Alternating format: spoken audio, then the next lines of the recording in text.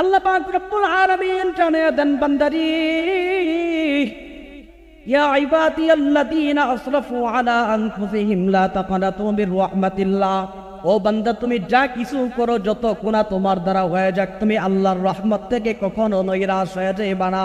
কোন সময় মনের ভিতরে এই কথা আনবা না, আমার যত গুনাহ হয়েছে আমার আল্লাহ আমারে কোনোদিনও মাফ করবে না।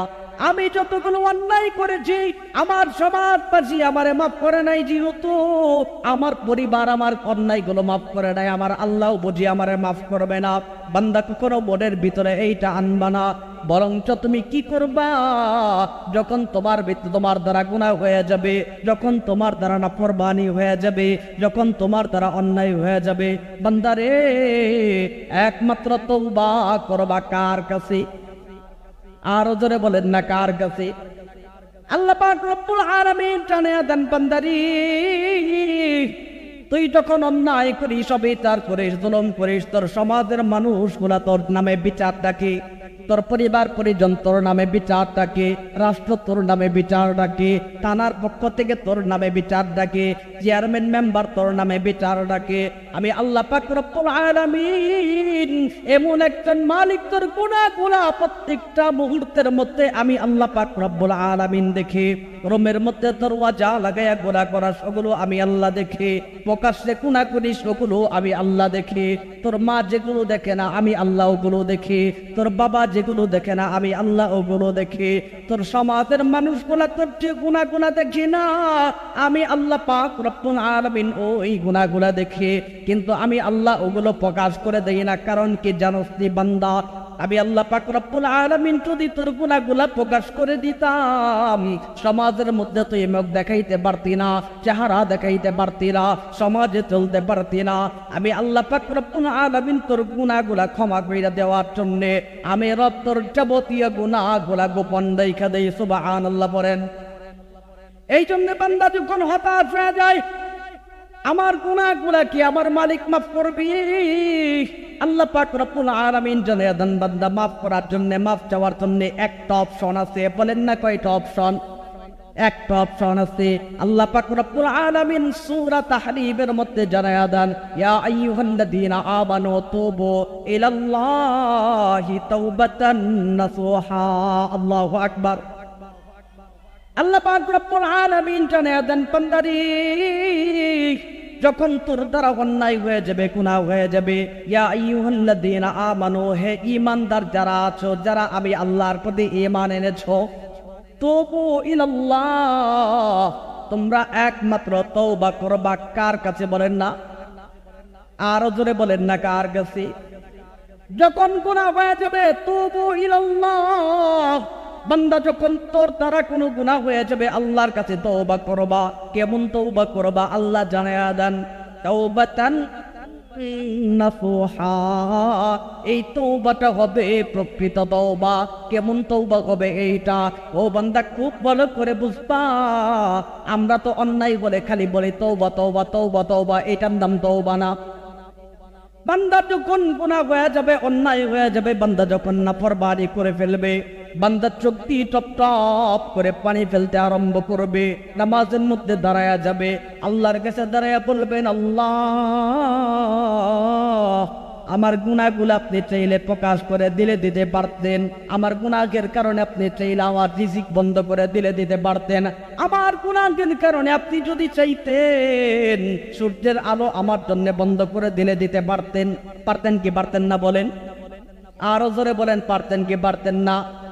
বান্দা আল্লাহর কাছে এসে তওবা করবে, লজ্জা অবনত হয়ে বলবেন, আল্লাহ সব কিছু চাইলে বন্ধ করে দিতে পারতেন, কিন্তু আপনি এগুলো বন্ধ করেন নাই।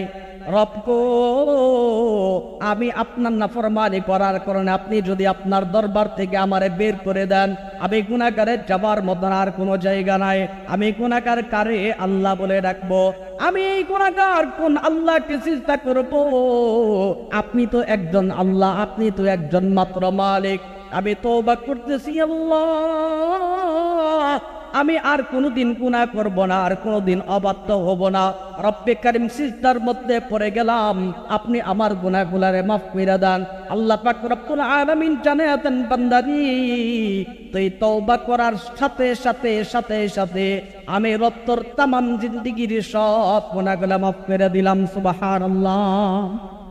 তওবা করার সাথে সাথে আল্লাহ তাআলা বান্দার গুনাহগুলার মাফ করে দেয়। দেখেন, বুঝার বিষয় হলো, আমি আর আপনি গুনাহ নিয়ে শুধুমাত্র বৈশা থাকি, মনে করছি বাস এমনি এমনি সব শেষ। না, তওবা করা লাগবে। আমরা তওবা করি কিভাবে? বাস একটা অন্যায় করে তওবা তওবা তওবা তওবা, এটার নাম তওবা না। তওবা করার জন্য তিনটা শর্ত। বলেন কয়টা শর্ত? তিনটা শর্ত। এক নাম্বার, যে গুনাহ করেছেন এই গুনাহ চিরতরে ছেড়ে দেওয়া লাগবে। দ্বিতীয় নাম্বার, এই গুনাহ আর কোনোদিন করবেন না, এই মর্মে আল্লাহর কাছে ওয়াদা করতে হবে। তৃতীয় নাম্বার কর্মসূচি হলো, এই গুনাহটার কারণে আল্লাহর কাছে লজ্জিত হয়ে তওবা করা লাগবে। আল্লাহ আমাদের সবাইকে তৌফিক দান করেন, পড়ে না আমিন। গুনাহ করার সাথে সাথে তওবা করে নেওয়া, লজ্জিত হওয়া। আরে ভাই দেখেন, গুনার কারণে আল্লাহ যদি চাইতেন সব নিয়ামত থেকে আমাদের বঞ্চিত করতে পারতেন কি পারতেন না? বলেন বলেন। আল্লাহ বলেন, বান্দা শোন, তুই একজন গোলাম, আমারে আল্লাহ বললে আমার সম্মান বাড়েও না কমেও না। তুই একা গোলামি না করলে কি হবে? তাম পৃথিবীর হাজারো মাখলুকাত আবার গোলামি করে। কিন্তু আমি আল্লাহ যদি তোরে আবার রহমত থেকে বের করে দেই, আল্লাহ ডাকার মতন তোর আর কোনো আল্লাহ নাই, তোরে নিয়ামত দেওয়ার মতন আর কোনো আল্লাহ নাই, তোরে অক্সিজেন দেওয়ার মতন আর কোনো আল্লাহ নাই। আমি আল্লাহ পাক রব্বুল আলামিন এই জন্য আমার রহমত থেকে, আমার মহাব্বত থেকে, আমার ভালোবাসা থেকে তোরে বের করে দেই না। সুবহানাল্লাহ। এখন আপনি বলতে পারেন, হুজুর তওবা কেমনে করব? তওবাটা কেমন হওয়া লাগবে? মুসা আলাইহিস সালাতু ওয়াস সালামের নাম আপনারা শুনছেন কি শুনছেন না? শুনছেন? আল্লাহর পয়গম্বর মুসা আলাইহিস সালাতু ওয়াস সালামের জামানার মধ্যে প্রচন্ড রোদ, খরা চলে আসছে, বৃষ্টি হয় না। বৃষ্টি না হওয়ার কারণে জমি জমার মধ্যে শস্যগুলা নষ্ট হয়ে যায়, জমিন পাইটা গেছে। বৃষ্টি হয় না, জমিন চরচরা হয়ে গেছে, খরা পড়ে গেছে, শস্য যা হয়েছিল সব ময়রা, সব ভাঙ সপ্পা। মুসা আলাইহিস সালাতু ওয়াস সালাম তার জামানার সব উম্মতদেরকে একত্রিত কইরা বিশাল একটা মজলিস বসায়া আল্লাহ পাক রব্বুল আলামিনের কাছে ডাক দিয়ে বলেন, আল্লাহ আপনি বৃষ্টি দান কইরা দেন, রহমতের বৃষ্টি দান কইরা দেন। এই তো মারাত্মক গরমের কারণে মানুষগুলা কষ্ট পায়, এই তো মারাত্মক গরম পড়ার কারণে এই যে তাকায় দেখেন জমিনের শস্যগুলা বইরা যাইতে আরম্ভ করেছে। ছোট্ট ছোট্ট বাচ্চাগুলা গরমের কারণে কষ্ট পাইতেছে। রব্বে কারীম আপনি বৃষ্টি দান করে দেন না, রহমতের বৃষ্টি দান করে দেন, বরকতের বৃষ্টি দান করে দেন। আল্লাহ পাক রব্বুল আলামিন জানিয়ে দেন, মুসা রে তুই কালিমুল্লাহ, তুই আমার সাথে কথা বলিস, আমি আল্লাহ তোর দোয়া কবুল করতে পারতাম, কিন্তু একটা কারণে দোয়া কবুল করব না। বলেন না কয়টা কারণে? আরো জোরে বলেন না কয়টা কারণে? আল্লাহ পাক রব্বুল আলামিন জানিয়ে দেন, মুসা রে আমি রব যদি চাইতাম তোর দোয়া কবুল করতে পারতাম, কিন্তু একটা কারণে দোয়া কবুল করব না। মুসা কালিমুল্লাহ জানিয়ে দেন, আল্লাহ কোন সেই কারণ, কোন কারণে দোয়া কবুল করবেন না? আল্লাহ পাক রব্বুল আলামিন জানিয়ে দেন, মুসা রে তোর এই তো সামনে যতগুলা তোর উম্মত আছে, এই উম্মত গুলার মধ্যে এমন একজন নাফরমান আছে যে আমার দেওয়া রিজিক গুলা ভোগ করে, আমার দেওয়া সূর্যের আলো ভোগ করে, আমার দেওয়া অক্সিজেন ভোগ করে, আমি আল্লাহ পাক রব্বুল আলামিনের দেওয়া যাবতীয় নিয়ামত গুলা ভোগ কইরা আবার আমি আল্লাহর নাফরমানি করে যতক্ষণ পর্যন্ত এই নাফরমান এই মজলিস থেকে উঠে না যাবে, আমি আল্লাহ পাক রব্বুল আলামিন ততক্ষণ পর্যন্ত বৃষ্টি দেব না। নাউযুবিল্লাহ বলেন। আল্লাহ পাক রব্বুল আলামিনের এই ঘোষণা মুসা পয়গম্বর উম্মতদেরকে জানায়া জানায়া বইলা দিতেছেন, কোন গুনাহগার আছে এখান থেকে উঠা যাও। আসলে যে বান্দা গুনাহগার মাথাটা নিচের দিকে দিয়ে আল্লাহরে বলেন, আল্লাহ আমার গুনার খবরগুলো আপনি জানেন, আমার অন্যায়গুলো আপনি জানেন, আমার গুনাহগুলো আমার সমাজের মানুষগুলো জানে না, আমার পরিবার জানে না, মুসা কালিমুল্লাহ পর্যন্ত জানে না। রব আমার গুনাহগুলো আপনি প্রকাশ করে দিয়েন না, আমার গুনাহগুলো আপনি ফাঁস করে দিয়েন না। আল্লাহ লজ্জিত হয়ে গেলাম, জীবনের অনেকটা বছর না কোরবানি করে কাটায় দিলাম, আপনি আমারে কোনোদিনও আযাব দেন নাই, গজব দেন নাই, ধ্বংস করেন নাই। এই রব্বি করিম আল্লাহ, আপনি আমার আযাব দেন নাই, গজব দেন নাই, কিচ্ছু দেন নাই, আমার গুনাহগুলার আপনি গোপন রেখে দেন আল্লাহ। আপনার এই নাফরমান বান্দা আপনার দরবার ছাড়া যাবার মতন আর কোনো জায়গা নাই, তওবা করলাম আল্লাহ, আর কোনোদিন আপনার অবাধ্য হব না, আর কোনোদিন গুনাহ করব না, আর কোনোদিন নাফরমানি করব না, এইবারের মতন মাফ কইরা দেন আল্লাহ।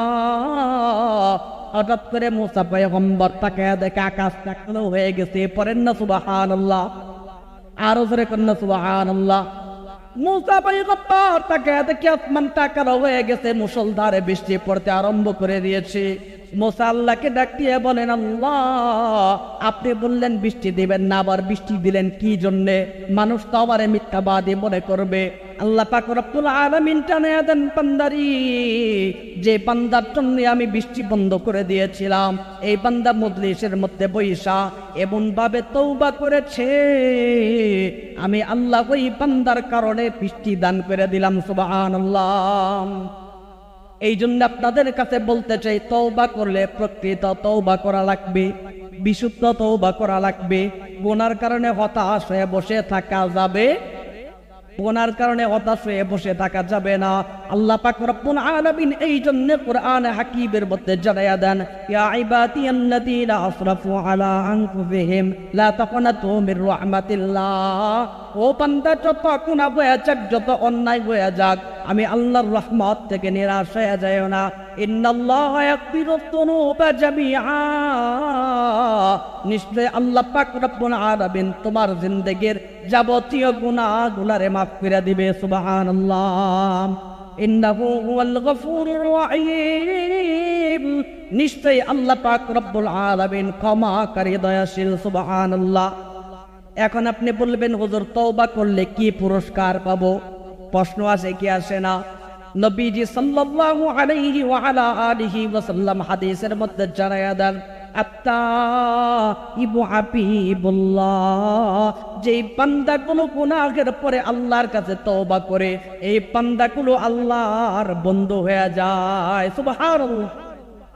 আর একটা হাদিসের মধ্যে নবীজি বলেন, গুনাহগার বান্দা যখন তওবা করে, এর উদাহরণ কেমন হবে? নবীজি সাল্লাল্লাহু আলাইহি ওয়াসাল্লাম জানায়া দেন, আত্তাইবু মিনাজ যামবি কামাল্লা যামবা লাক, যে বান্দা গুনাহের পরে আল্লাহর কাছে তওবা করে নেয়, খাঁটি দিলে তওবা করে নেয়, বিশুদ্ধতারে তওবা করে নেয়, নবীজি বলেন ওই বান্দার উদাহরণ হলো এমন যেন এই বান্দা জীবনে কোনোদিন গুনাহ করে নাই। সুবহানাল্লাহ। এই জন্য আপনাদের কাছে বলতে চাই, গুনাহ হয়ে গেলে হতাশ হওয়া যাবে, হতাশ হওয়া যাবে। গুনাহ হওয়ার সাথে সাথে লজ্জিত হয়ে একজনের দরবারে ফিরতে হবে। আওয়াজ করে বলেন, তিনি কে? আল্লাহর দিকে ফিরবেন। আল্লাহ চাইলে সব পারেন, সবই আল্লাহ পারেন। আল্লাহ পারেন না এমন কোনো কাজ নাই। আল্লাহ তাআলা ধনীকে দরিদ্র বানান, দরিদ্রকে আবার ধনী বানান। আল্লাহ তাআলা শাসককে প্রজা বানান, প্রজাকে শাসক বানান। আল্লাহ পাক রব্বুল আলামিন দুর্বলকে শক্তিশালী বানান, আবার শক্তিশালীকে দুর্বল বানান। আল্লাহ পারেন কি পারেন না? আল্লাহ জানায়া দেন, ওয়ালিল্লাহি মুলকুস সামাওয়াতি ওয়াল আরদ, আসমান জমিনের সব কিছুর রাজত্ব একমাত্র কার? জোরে বলেন।